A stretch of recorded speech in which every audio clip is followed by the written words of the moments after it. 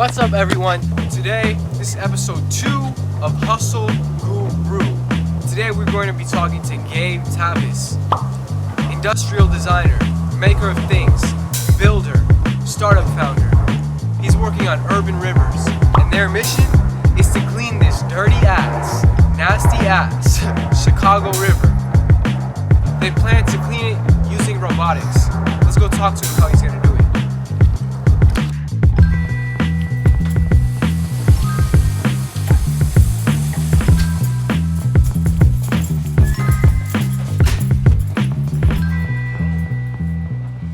So, can you give us a brief history about yourself with design and startups?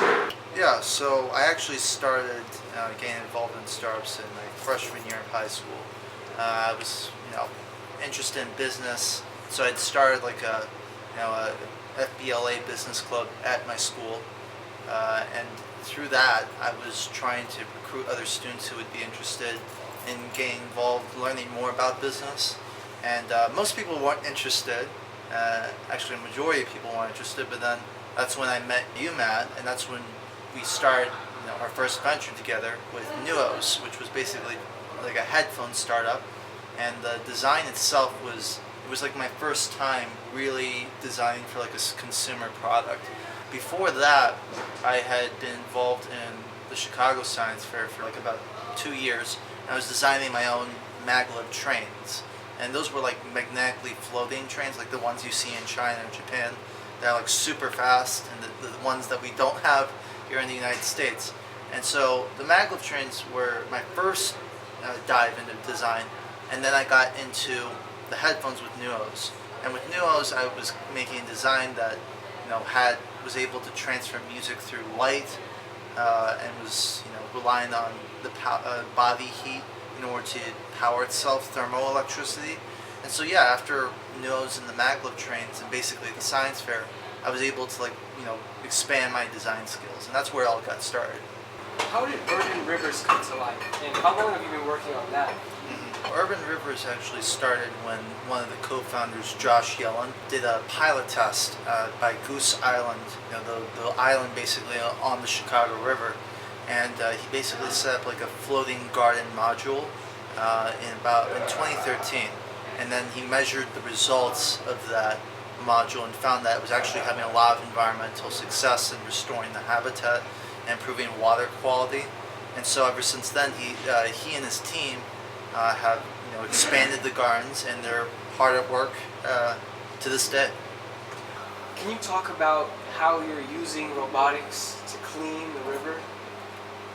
So what we're trying to do now with the robotics projects on urban rivers is I'm working with one of the co-founders, Nick Wesley, and another student at my school, Paris Sen, as well as other volunteers of urban rivers. And basically, the design for a robot that I'm envisioning is basically a robot that is able to take all of the nasty bacteria that's in the Chicago River and use it to actually generate electricity that could power filters and UV lights that can then clean the river.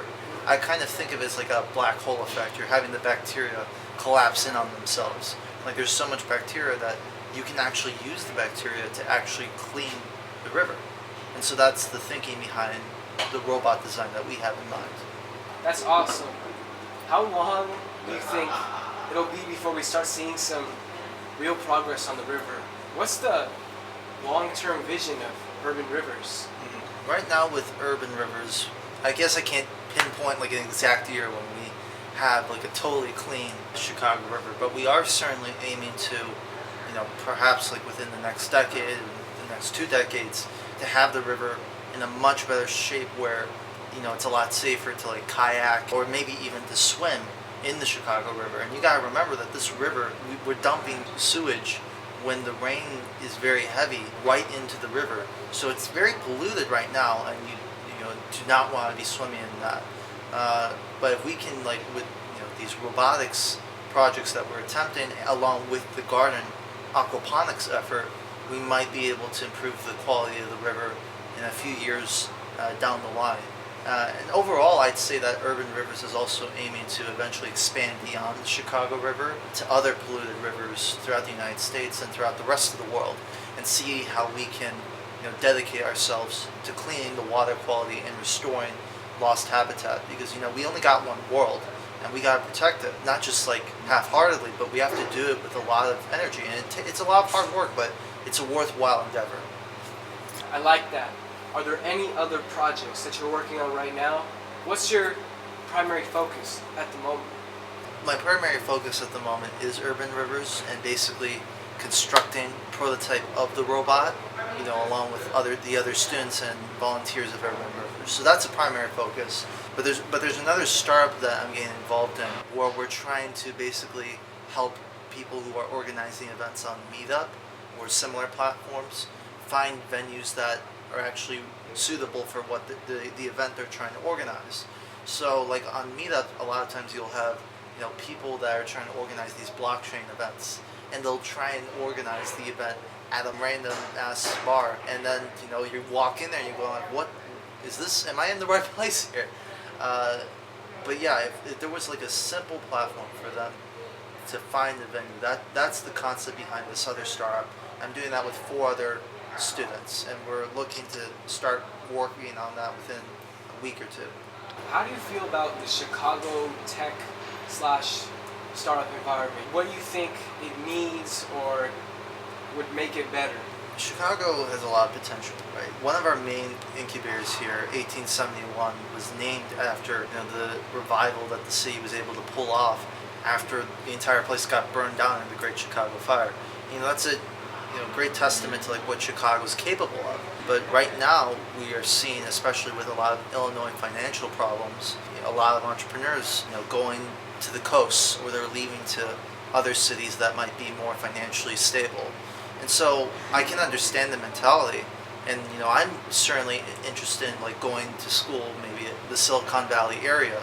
But I definitely believe we have to have more people willing to come back to the communities here in Chicago, being willing to return and make the places that we call home better. It starts with that mentality, rather than sort of saying selfishly, okay, I'm gonna just go where the pile of entrepreneurs is always so high.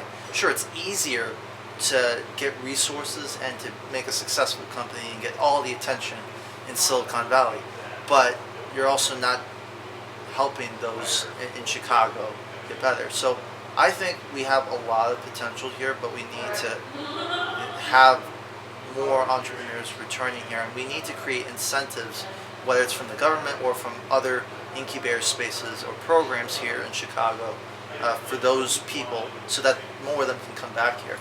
I definitely agree. I think there's a lot of people going out of Chicago who could very well be adding to the value here. And I think we just need to see our potential and really start building up a community with a long-term intent. Right. But and like also to add that point, like there's also so much more excitement when you're like one of the first people trying to start something exciting here in Chicago, rather than being another Silicon Valley dude. So finally, what is your philosophy on great design? What kind of urgent matters do you think people should be designing for today? There's no right or wrong answer here. That's the really beautiful part about design. That's the beautiful part about art in general. However people want to express themselves, really.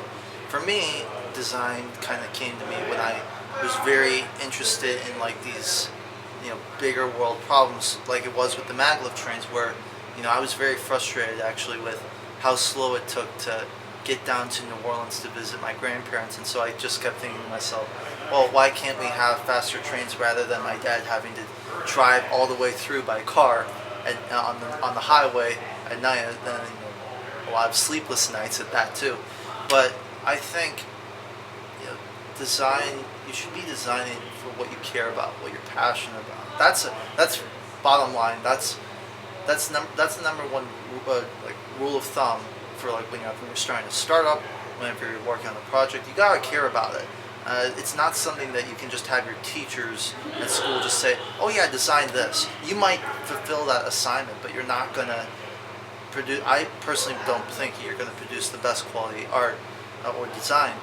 It's got to come from your own initiative, and that's number one. And number two, you need to, when you're designing something, you need to consider the user. What are their objectives, what are their goals, and you need to make sure that the design makes it as easy as possible, like damn easy. So easy that even a child could use your item or whatever you're working on to achieve that goal. And so those are my two general rules: passion and ease of use. Well, there you have it. This is Gabe Tavas. He's working on urban rivers to clean the Chicago River, and another startup to help people find venues when you want to set up an event. Thanks for being on the show, Gabe.